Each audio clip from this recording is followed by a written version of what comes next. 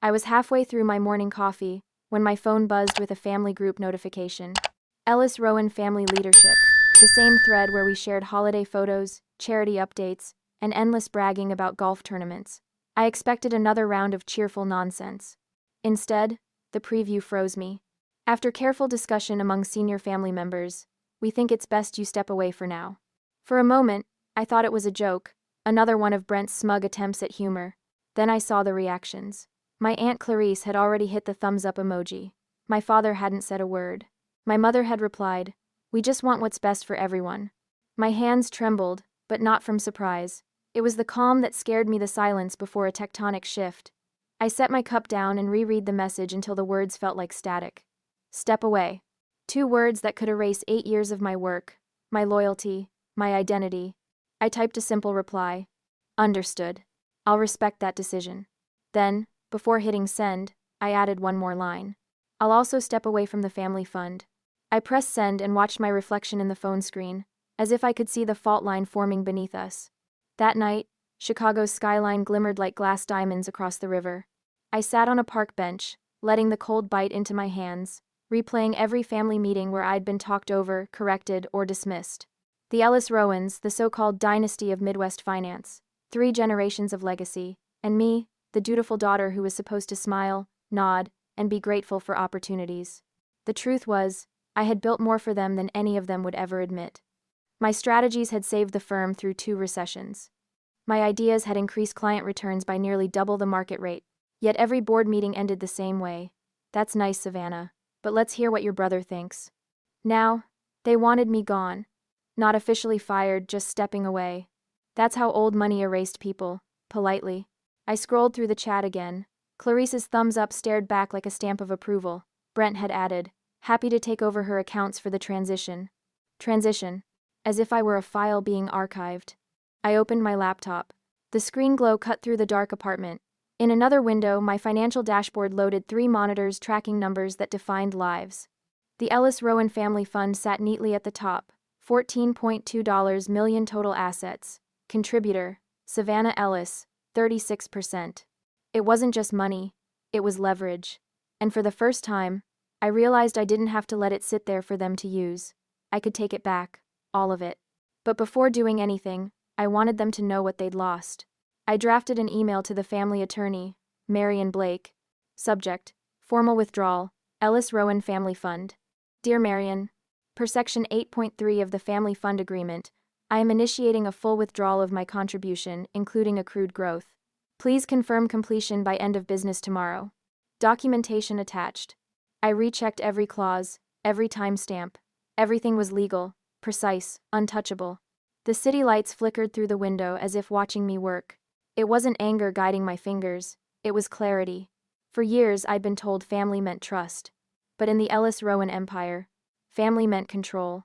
When I finally closed the laptop, it was close to midnight. My reflection stared back from the darkened screen, still, steady, unrecognizable. Maybe this was how every rebellion began, not with rage, but with a calm, simple decision to stop asking for permission. I set my phone on silent and poured the last of my coffee, now cold. Somewhere across town, my family probably toasted their victory, thinking they'd quietly removed a problem. They didn't know that I'd just removed the foundation beneath their feet. The skyline blinked like Morse code against the water. I smiled faintly. Tomorrow would come, and with it, a reckoning. The morning after the message, I woke up to a strange calm. Chicago's skyline glowed in the early haze, and for the first time in years, I didn't feel like I owed anyone an explanation. I brewed coffee, opened my laptop, and stared at the numbers that had once been the Ellis Rowan family's pride. $14.2 million total. My contribution, $5.1 million. Their empire had my name written into its foundation, and yet I had been treated like a disposable intern. By 9:15 a.m., I had opened the Ellis Rowan Fund portal. My cursor hovered over the Withdraw Contribution button. I paused only long enough to take a slow breath. There was no anger left, only certainty. I entered the figure, added my credentials, and clicked Confirm. The confirmation page blinked, asking, "Are you sure?" "Yes." Then I sent a message to Marion, our family attorney. Withdrawal request initiated under Section 8.3. Please execute supporting documentation today. I attached my identification, contribution history, and growth allocation records. Everything was airtight. Minutes later, I received an automated notice from Mid-States Bank. Transaction flagged for compliance review. I smiled. That was expected. The system automatically froze the fund when more than 30% of its liquidity moved at once. They had written that clause themselves after I recommended it, years ago, as a protection against misuse. Irony had never tasted sweeter. By noon, my inbox began to buzz with corporate chatter. Compliance alerts, automated risk warnings, security flags.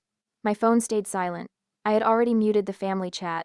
At 2 p.m., a notification popped up from Naomi Park, VP of Risk Management, and one of the few people I actually trusted. "You really did it, didn't you?" she wrote. "Yes," I replied, "and it's all compliant." She called right away. "You know this will trigger a freeze, Savannah. Graham's going to lose his mind." "I know. But the fund will survive. It's not sabotage. It's self-preservation." "Still," she laughed softly. "I've never seen a family compliance alert reach the executive floor this fast. They're already calling around." "Let them," I said. "They wanted me gone. I'm just honoring their wish." After we hung up, I made tea and sat by the window. Below, Chicago's traffic pulsed like a heartbeat. I thought about how my family loved to say things like blood is thicker than water. But in our world, wealth was thicker than blood. Everything revolved around inheritance, reputation, and control. I had grown up watching my father use money as both leash and reward. The first time I questioned his methods, I was 17. He told me, "Savannah, business doesn't care about feelings. The moment you mix emotion with money, you lose both." I had lived by that lesson until he used it against me. The irony didn't escape me now.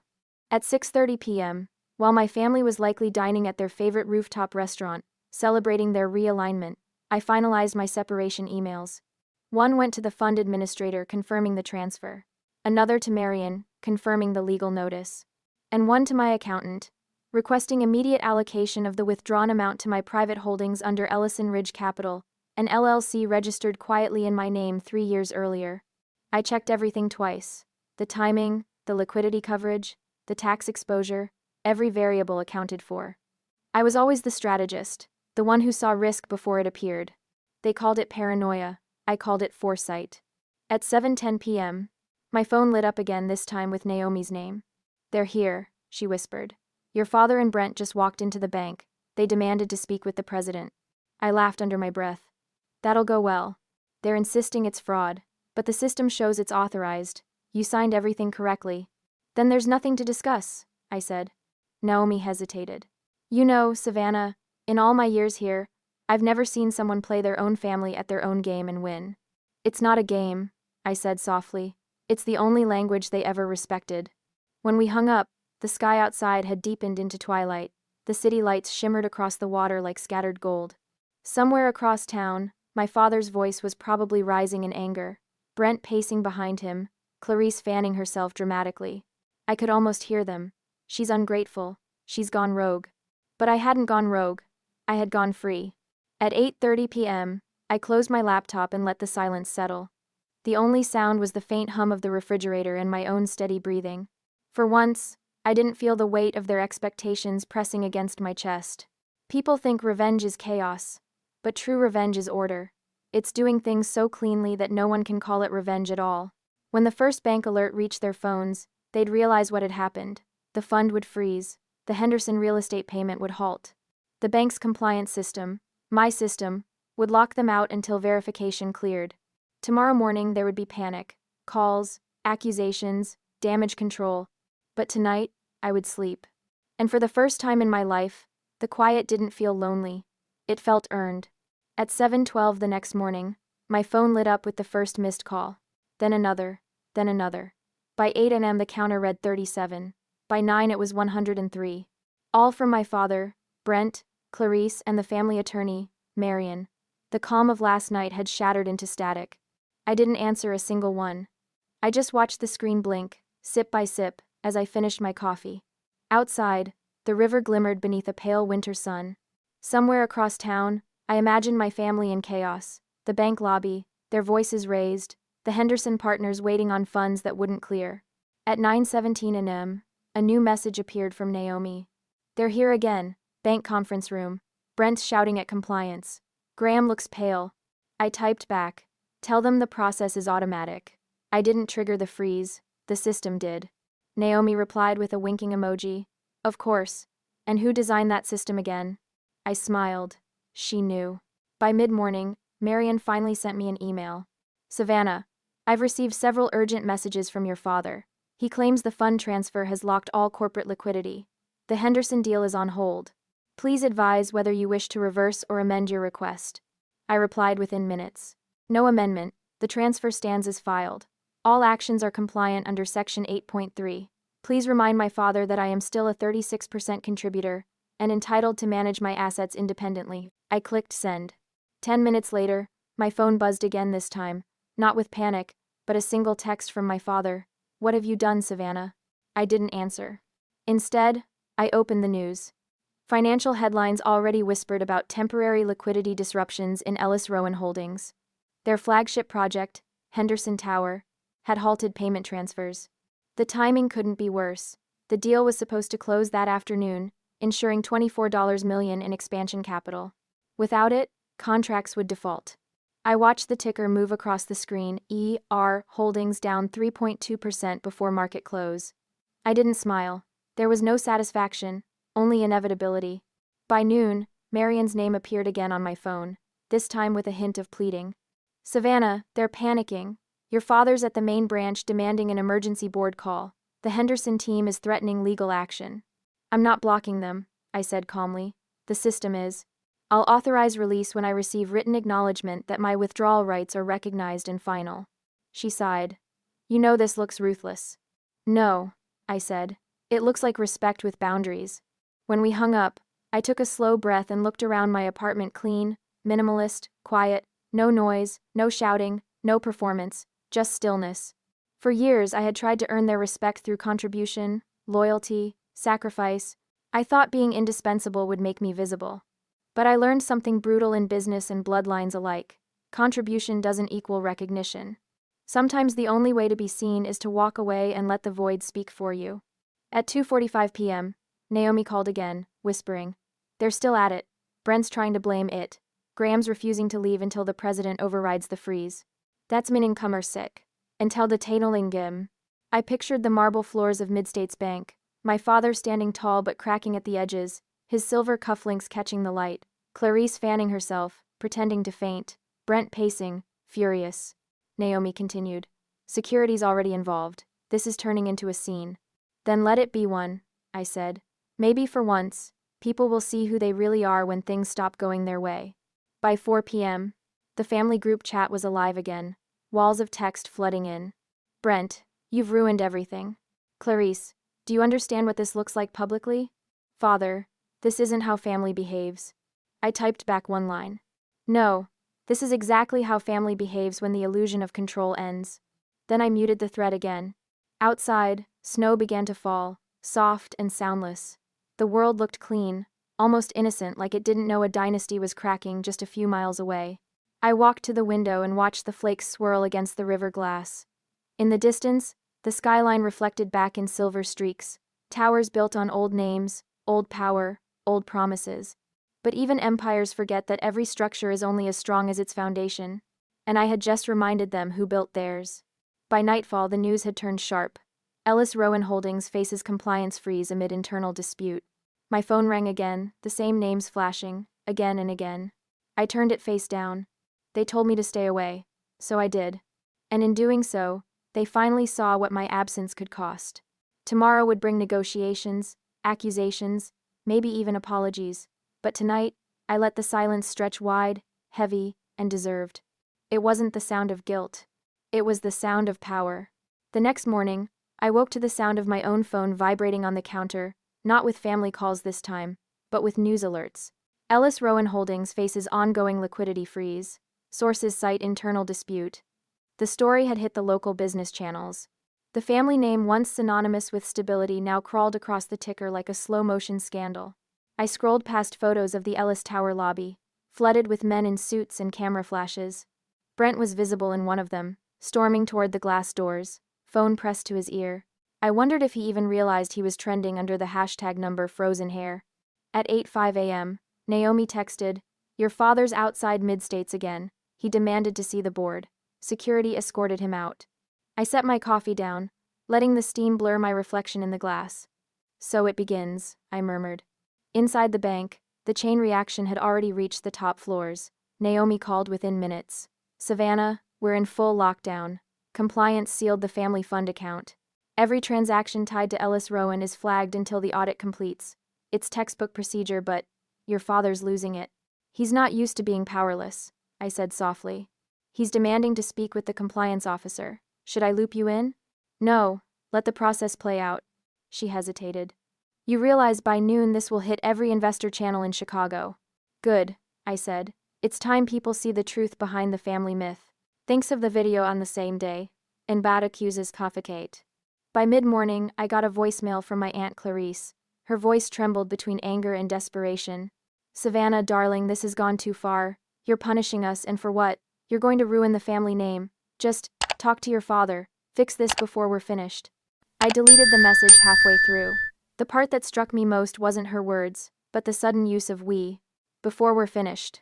For the first time, they realized their survival wasn't guaranteed. Not by the family name, not by the illusion of control, not by me. At noon, Naomi sent another update. The Henderson group withdrew their conditional offer. They cited uncertainty over liquidity. Brent nearly broke a chair. I replied, good, let the dust settle. The longer this lasts, the more they'll understand compliance isn't the enemy. Arrogance is.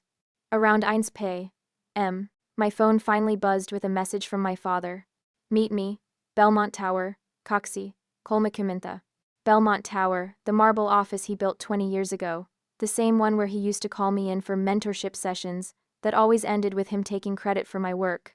I typed back only one word, fine. The elevator ride up felt longer than usual. The lobby smelled like old leather and denial.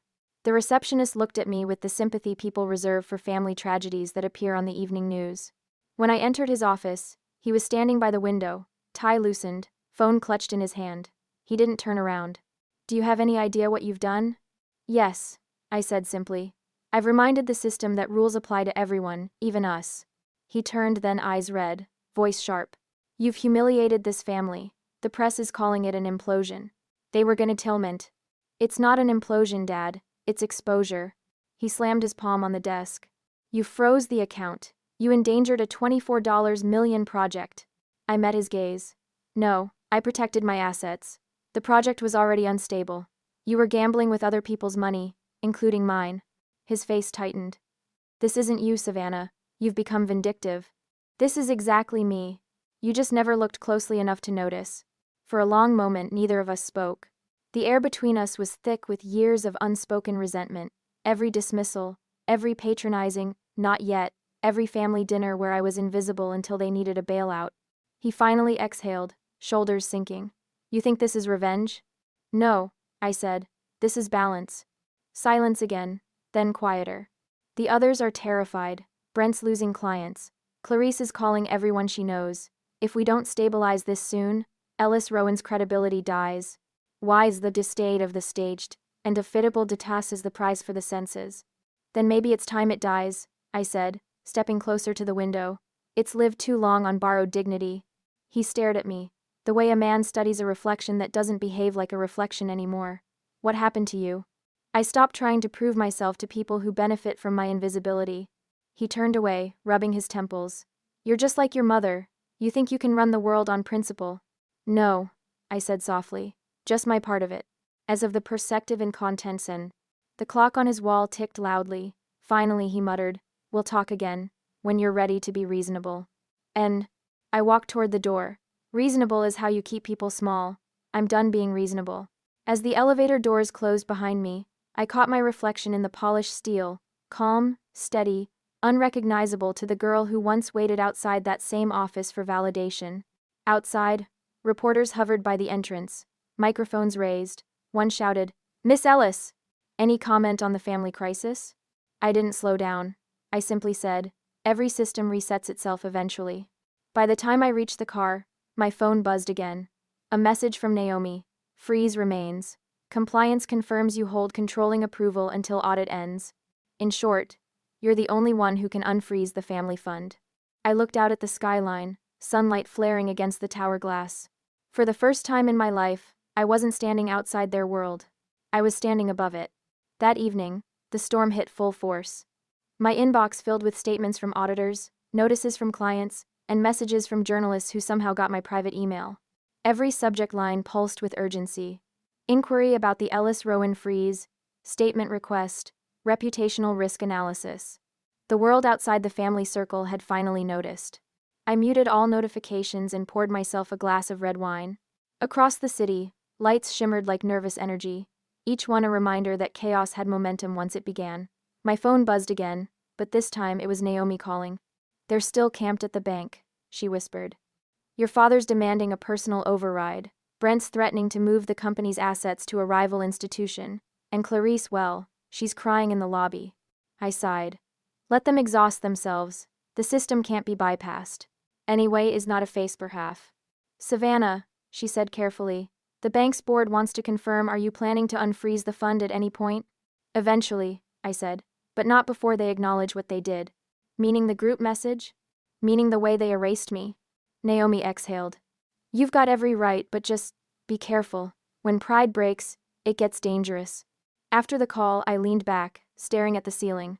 Dangerous, yes, but necessary. I had spent my entire career cushioning their egos, protecting them from their own incompetence. The difference now was that I had finally stepped aside and let consequences take their turn. At 10:30 p.m., I received a message from Marion, the attorney. "Savannah, the family wishes to arrange an emergency meeting tomorrow morning at the downtown office. They want to resolve this amicably." Amicably. A word they only used when they realized the balance of power had shifted. I typed back. "Meeting accepted, 9 a.m. But we follow protocol, minutes recorded, counsel present, and no personal attacks. Otherwise, I walk." She replied within minutes. "Understood." I slept lightly that night.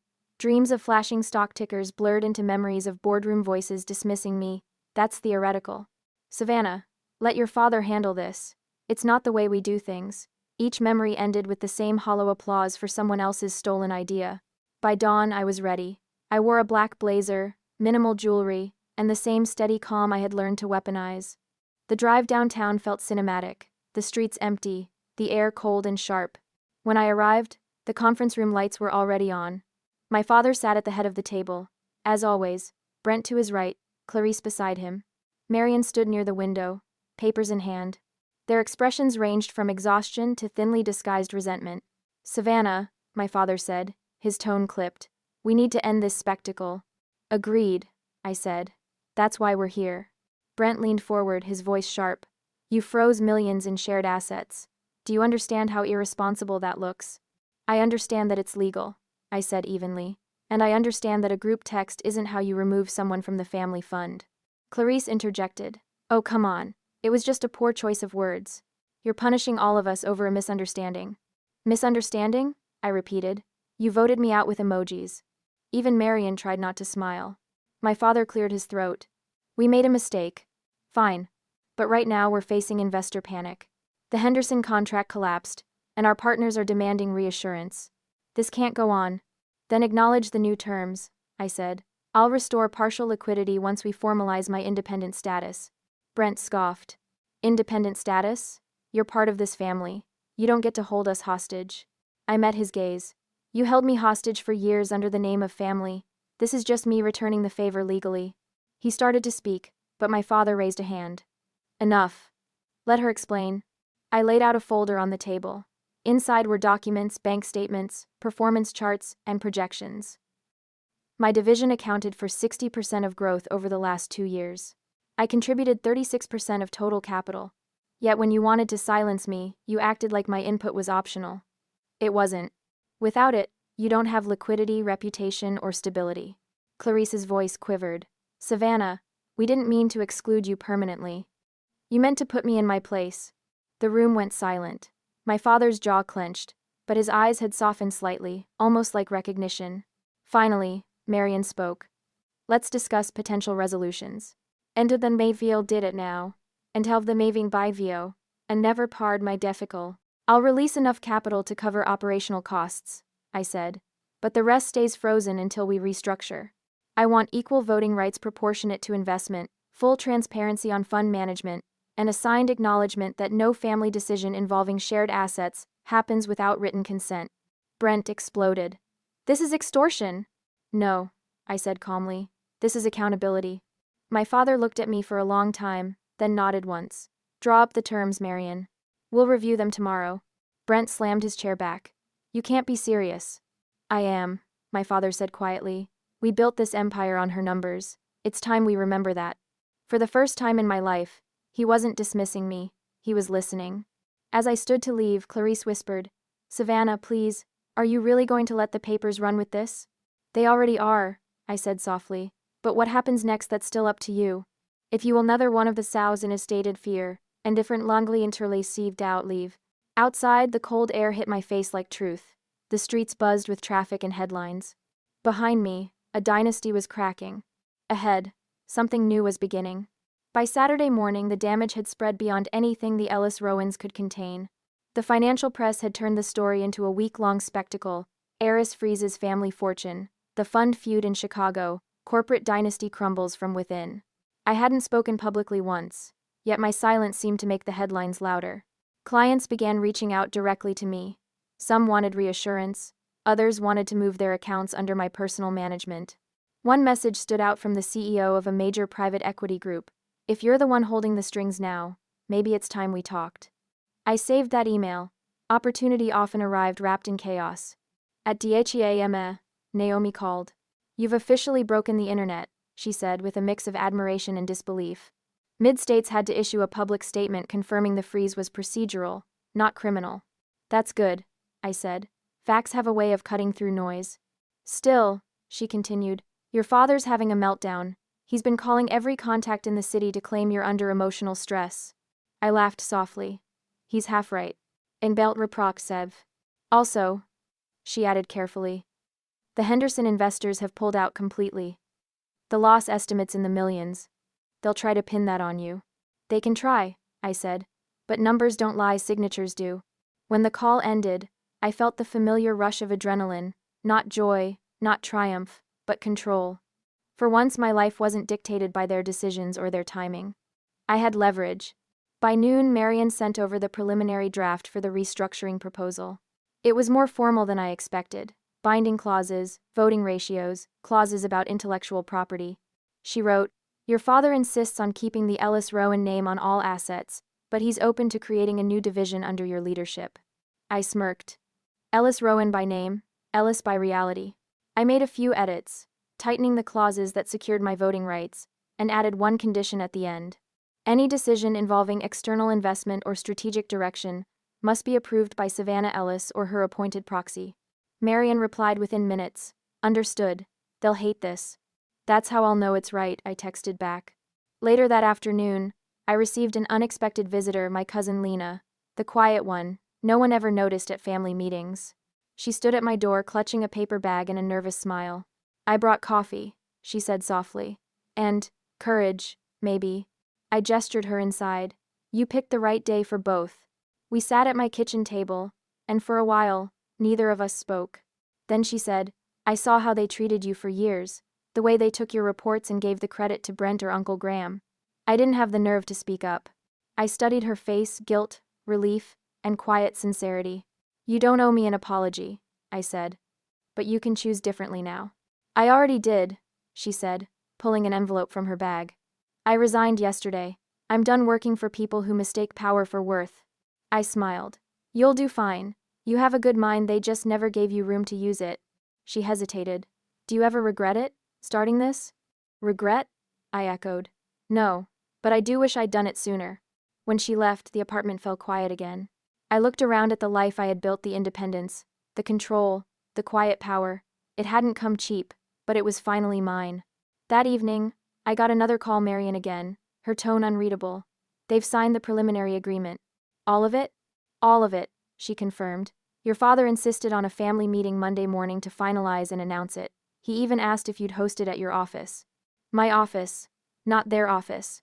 Tell him yes, I said. Monday at 9.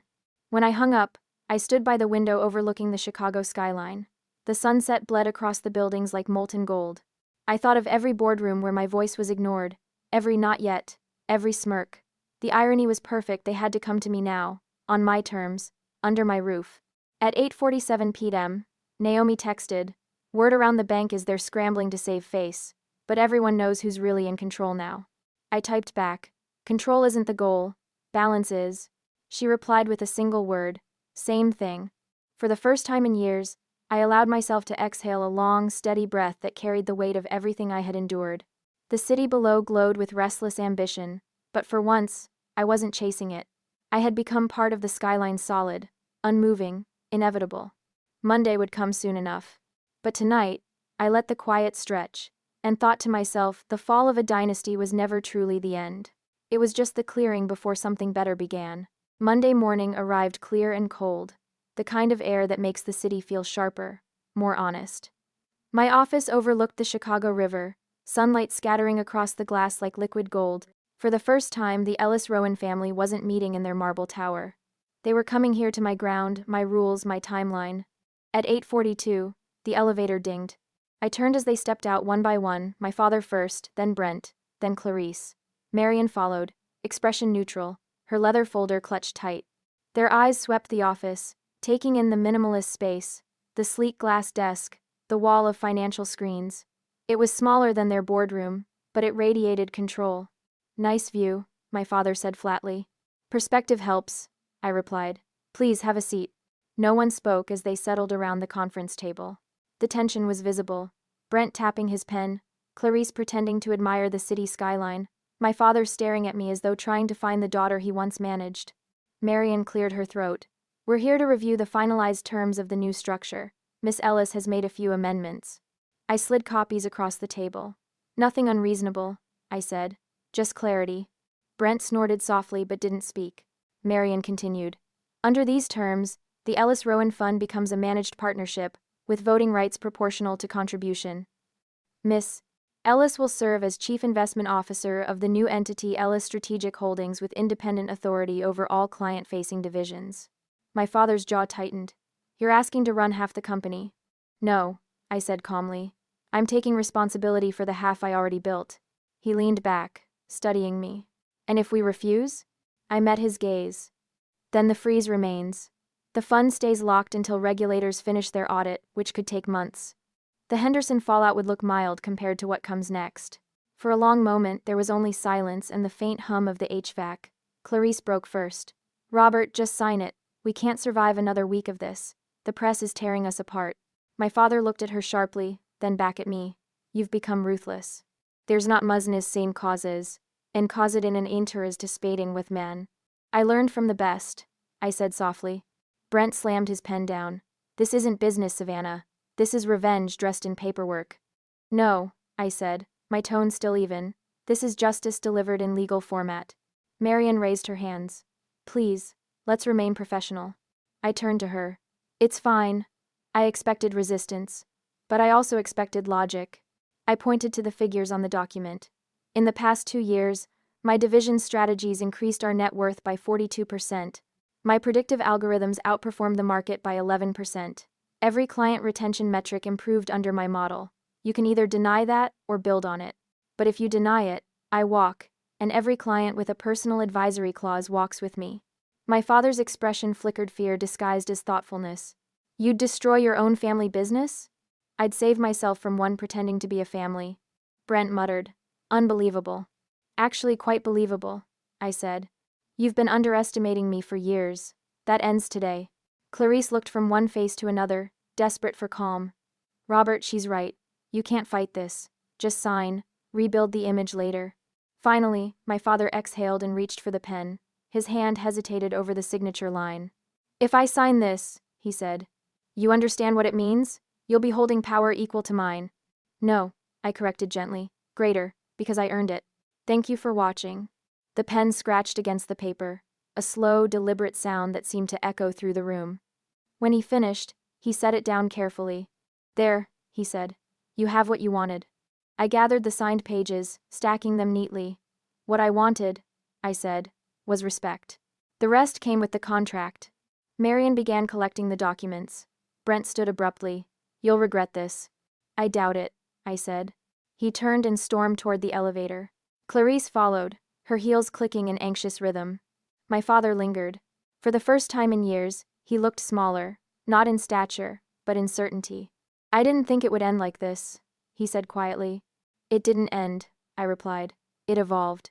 He studied me for a moment, then nodded once and left. The elevator doors closed behind him with a soft chime. When the room was finally empty, I sat back and let the silence settle. Outside, the river glinted in the morning light, calm but relentless, moving forward, always forward. That's how power worked, I realized. Not loud, not violent, just steady, inevitable. I glanced down at the signed agreement, the ink still drying. For years they had told me to stay away. Now they had come to me, asking for permission to move again. And I wasn't angry anymore. I was ready. By Wednesday morning, the ink on the agreement had barely dried when the press caught wind of it. Every financial outlet ran the story. Power shift at Ellis Rowan Holdings. Daughter assumes control after internal crisis. Reporters swarmed outside my building, flashes going off as if I'd won a crown instead of clawing back what was mine. I kept my blinds closed. Power, I'd learned, was quieter than people imagined. It didn't come with trumpets or champagne, it came with long silences, difficult choices, and the weight of everything that came before. Naomi arrived early, carrying 2 coffees and a grin. You're trending again, she said, setting 1 cup down. Number Ellis takeover. Half of Chicago's calling you the ice queen of finance. I arched a brow. I've been called worse. She laughed. They're terrified of you, and fascinated at the same time. That's power, Sav. Power. The word still felt strange. It didn't feel like victory. It felt like gravity, something that could hold you steady or crush you if you stopped paying attention. By noon, I was deep in meetings. Real ones this time, investors, analysts, advisors who suddenly remembered my name. They all congratulated me as if they hadn't watched me get sidelined for years. The irony was exhausting. After the 4th meeting, Naomi leaned against my doorframe. Clarice called. She says your father wants to see you privately. No lawyers, no press, just the 2 of you. I looked up from my notes. Did she say why? She didn't have to. He's not handling the optics well. You've become the face of the company, and that's killing him. I took a deep breath. Set it up. Tonight. At 7 p.m., I arrived at the old townhouse on Belmont Avenue, the same place where every holiday dinner ended with polite humiliation. The house smelled the same, oak polish and expensive regret. My father was sitting in the study, a glass of scotch in his hand, the fireplace flickering like an old confession. You came? He said without looking up. I said I would. It's not never facens in snack. That is not never facens kin to six snack. He gestured to the opposite chair. Sit. I sat, crossing my legs, watching the amber light catch on the glass. For a moment, neither of us spoke. Finally, he said, you've made your point. Which one? I asked quietly. That you can stand on your own, that you're not the little girl I used to guide, that you don't need us anymore. I let the silence stretch before answering. I didn't need to prove that, you just refused to see it. Thank you for watching, and have subscribed to Octave. He swirled the scotch, the ice clinking against the rim.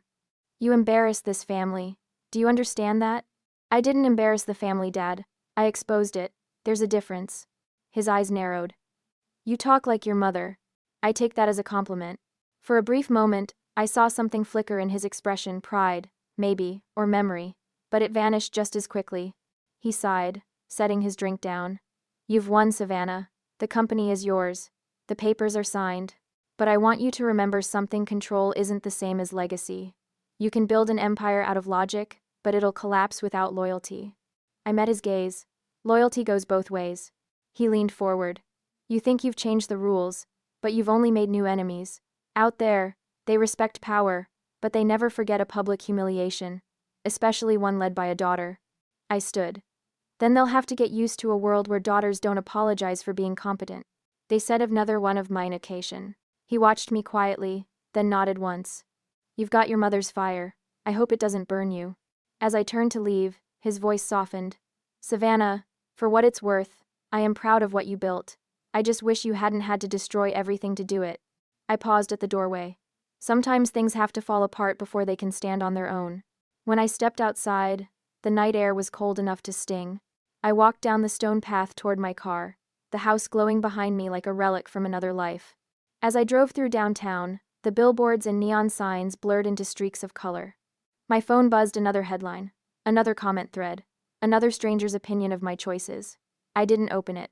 For years, they'd told me to stay quiet, stay patient, stay small, Now the whole city was saying my name. But even as the world called it victory, I knew better. It wasn't a crown I wore now. It was armor. By the end of the week, the empire that once looked untouchable was fracturing from within. Investors were calling nonstop, demanding clarity. Employees whispered in hallways. The family name Ellis Rowan, once carved into marble, now appeared in headlines alongside words like turmoil, power struggle, and restructuring. I didn't need to read the articles to know how the story sounded. To the public, I was the daughter who dethroned her father. To insiders, I was the woman who'd done what every man before her had failed to do, stop the bleeding before it killed the company. But inside, I felt neither hero nor villain, just free. That Friday morning, I met Naomi at the cafe near the river. The air was crisp, the city awake and humming. She slid a newspaper across the table. "You've officially replaced your father in the financial index. They listed you as primary controller. I have sang due." I looked at the headline, Savannah Ellis, from silent partner to power architect. I smiled faintly. Architect, I like that better than heiress. Naomi sipped her coffee. He's not taking it well. Apparently, Clarice told HR she might take a leave of absence. And Brent's already talking to competitors. Let them, I said quietly. They always believed they were the foundation. They're about to learn what happens when the real structure moves on. She grinned. Cold, but true. What was a pand of the decadence of Command, and the minor takens of Harris's? The cafe buzzed with the easy rhythm of morning conversations. For a brief moment, I allowed myself to feel human again. Not the strategist, not the daughter of scandal, but a woman who'd earned the right to breathe without permission. My phone buzzed. Marion. Savannah, she said when I answered. You need to see this. 10 minutes later, I was in her office. A folder lay open on the desk filled with statements and wire confirmations. What am I looking at? Transfers, she said. From Brent's division to an offshore account in the Cayman Islands, hidden through a subsidiary that doesn't officially exist on our books. My pulse slowed. How much? About 3 million, she said. And the timing the same week the fund was frozen. He must have been preparing a backdoor exit. I stared at the documents. He knew this was coming. Marion nodded grimly. He wanted to bleed the company dry on his way out. Technically, he's committed fraud. I have down laking a product. Instead it becomes self. The silence between us was heavy. Finally, I said, file the report. Quietly. No leaks. I want compliance to handle it internally before the press smells blood. Marion hesitated. You're sure? This could destroy him publicly. I met her eyes. He destroyed his reputation the moment he betrayed the company. I'm just making it official.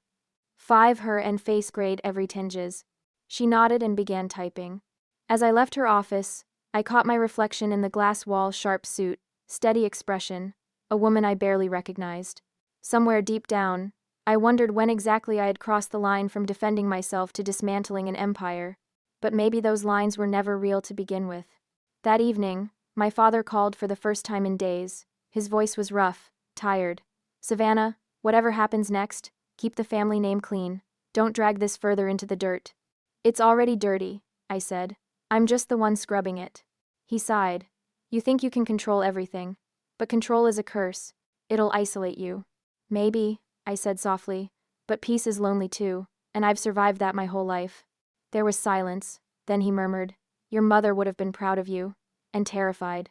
A small smile tugged at my lips. She usually was. He didn't respond. The call ended quietly, like an old song fading mid-note. Later that night, Naomi texted, Compliance confirmed Brent's assets frozen. He's suspended pending investigation. Clarice resigned. I stared at the message, feeling a wave of exhaustion and something like closure. The family tree was pruning itself, painfully but necessarily. Outside my window, the city lights stretched endlessly, a constellation of ambitions, betrayals, and second chances. Somewhere in that maze I'd found my place. I opened my laptop, typed a short internal memo to the entire company. Subject: Restructure update. Effective immediately, Ellis Strategic Holdings will operate under new governance standards, prioritizing transparency, ethics, and accountability. This is not the end of an era. It's the correction of one. When I hit send, I felt something lift. Not triumph release. For the first time in years, the silence around me wasn't heavy. It was earned.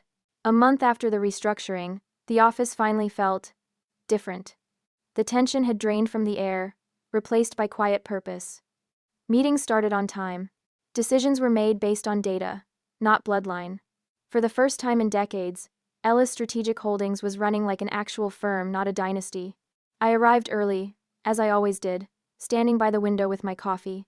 The Chicago skyline stretched endlessly ahead, a reflection of everything I'd built and everything I'd lost to get here. Naomi appeared at my door. "The quarterly report just came in," she said, waving a folder. "You're going to want to see this." I opened it and scanned the numbers. Profits up 21%, client retention at a record high. Even employee satisfaction had climbed. For the first time, the numbers didn't just tell a story, they told the truth. I smiled. "Send it to the board." "No, send it to the family too. Let them see what clarity looks like." Naomi grinned. "Message received." She lingered a moment. "You did it, Sav." "Not yet," I said softly, "but I'm close."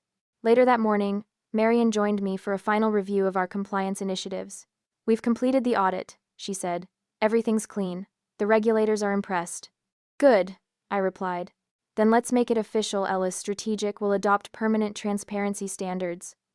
No more hidden accounts, no more insider games." She nodded. "You know, your father couldn't have done this." I gave a half smile. "He wasn't meant to. His era built the foundation. Mine rebuilt the walls." At noon, my father arrived unannounced. He walked in slower these days, but there was something gentler in his movements. Naomi slipped out quietly, sensing the moment. "I heard about the quarterly results," he said. "You've outdone yourself." "It's the team," I replied. He chuckled. "You sound diplomatic now." "I've had practice."